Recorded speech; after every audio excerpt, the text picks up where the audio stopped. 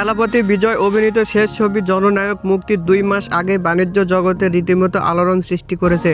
Action রাজনৈতিক thriller ঘরানায় এই ছবিটি প্রি রিলিজ ব্যবসাতে রেকর্ড করেছে। ইন্ডিয়া টুডের খবর বলেছে এই মুহূর্তে সবচেয়ে আলোচিত তামিল ছবিগুলোর মধ্যে অন্যতম হলো জননায়ক। সানসলিকের রিপোর্ট অনুসারে ছবিটি কেবল তামিলনাড়ু অঞ্চলে সিনেমা হলগুলো সত্যই বিক্রি হয়েছে 100 কোটি রুপির বেশি দামে। অন্যদিকে বিদেশি সত্ত্ব থেকে এসেছে প্রায় 80 কোটি রুপি।